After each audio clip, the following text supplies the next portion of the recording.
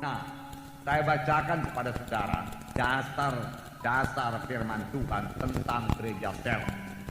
Yang pertama dasarnya yaitu Tuhan Yesus memilih 12 orang murid. Tuhan Yesus tidak memilih 100 orang murid. Tuhan Yesus tidak memilih 1000 orang murid. Walaupun yang mengikuti dia ada kalanya sampai 5.000 orang lebih, bahkan sampai 20.000. Banyak penafsir mengatakan. Tetapi dia memilih 12 orang muridnya untuk dijadikan murid, untuk bersama-sama dengan dia. Tertulis dalam Markus pasal 13 sampai 15. Saya membacakan kepada saudara. Kemudian naiklah Yesus ke atas bukit. Ia memanggil orang-orang yang dikehendakinya, dan mereka pun datang kepadanya. Ia menetapkan 12 orang untuk diutusnya memberitakan Injil dan diberinya kuasa untuk mengusir setan. Puji Tuhan. Tuhan naik ke atas bukit. Ia memanggil orang-orang yang dikehendakinya. Ia menetapkan 12 orang, bukan pula 20 orang, 12 orang. Itulah dia kehendak Tuhan Yesus memuridkan 12 orang. Kalau kita dalam hidup kita ini saja pun sanggup memuridkan 12 orang, sehingga mereka semua mengerjakan pekerjaan Tuhan sama seperti murid-murid Yesus, saudara sudah berhasil, saudara. Tetapi firman Tuhan berkata pekerjaan-pekerjaan yang dikerjakan akan kamu kerjakan. Bahkan pekerjaan yang lebih besar daripada ini akan kamu kerjakan. Sebab aku pergi kepada Bapa. Tapi biarlah kita genapi dahulu 12 orang murid, barulah kita naik lebih banyak lagi. Amin, saudara. Itu sebabnya jumlah jiwa-jiwa dalam KKS, dalam satu kebaktian kelompok sel, tidak melebihi 12 orang. Kalau sudah lebih 12 orang, kelompok sel itu sebelah jadi 2. Tetapi sebelumnya tentunya harus ada yang jadi murid yang bisa memimpin KKS tersebut. 12 orang kudusnya memberitakan Injil. Jadi dalam KKS ada pemberitaan Injil, dalam kelompok sel ada pemberitaan Injil, dan diberinya kuasa atas setan-setan. Jadi sekaligus Tuhan melengkapi, Tuhan bisa melengkapi, dan Tuhan mau melengkapi kita. Untuk menjadi pemimpin kelompok sel bukan berarti saudara mesti bertalenta luar biasa, berhikmat luar biasa, tidak. Tuhan Yesus memilih orang-orang yang biasa saja menjadi muridnya. Kenapa? Karena Tuhan Yesus lebih mementingkan penyerahan diri daripada kesanggupan.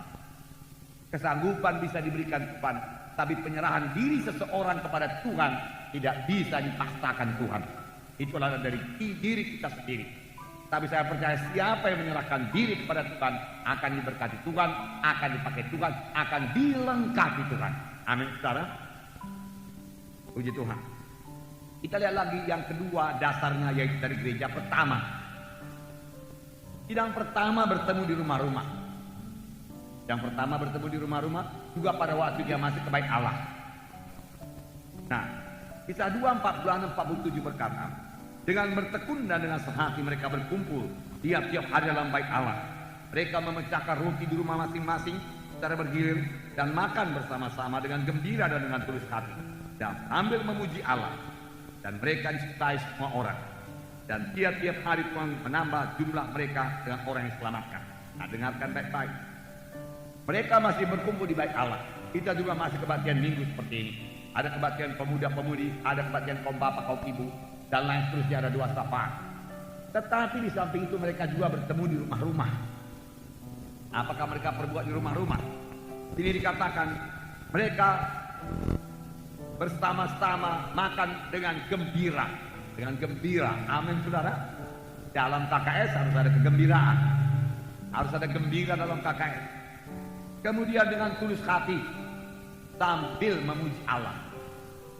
Jadi dalam KKS ada pujian pada Tuhan, ada persekutuan dengan Tuhan, ada kegembiraan, ada sukacita dalam KKS, ada persekutuan satu sama lain dalam KKS.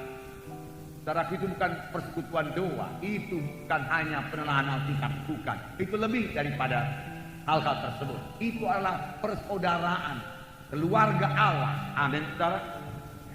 Kisah 20 ayat 20 saya bacakan. Sungguh pun demikian, aku tidak pernah melalaikan apa yang berguna bagi kamu. Ini Paulus berkata, aku tidak melalaikan apa yang berguna bagi kamu. Aku ajarkan semua.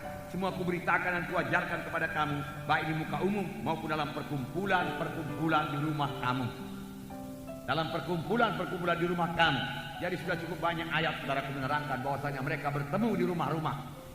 Di rumah-rumah. Puji Tuhan. Gereja ini juga dimulai dalam pertemuan di rumah. Saudara. Kemudian berkembang menjadi pertemuan besar di gereja, tetapi kemudian kembali lagi ke rumah-rumah untuk kebaktian kelompok sel. Roma 16 ayat 3 dan 5 berkata, sampaikan salam kepada Priska dan Aquila, teman-teman sekerjaku dalam Kristus Yesus. Salam juga kepada jemaat di rumah mereka. Jadi ada jemaat di rumah Aquila dan Priscilla. Ada jemaat, puji Tuhan, di daerah Aquila dan Priscilla diberkati Tuhan, karena mereka menampung sidang Tuhan di rumahnya. Lalu dalam rumah itu hadir Roh Kudus, hadir kuasa Tuhan, sama sebagaimana rumah Obed Edom diberkati dalam segala perkara karena dia menampung baik Allah di situ.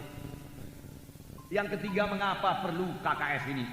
Ya, tidak seorang pun mempunyai seluruh karunia-karunia Tuhan. Tuhan mau memberikan karunia-Nya supaya saudara minta, supaya saudara merindu.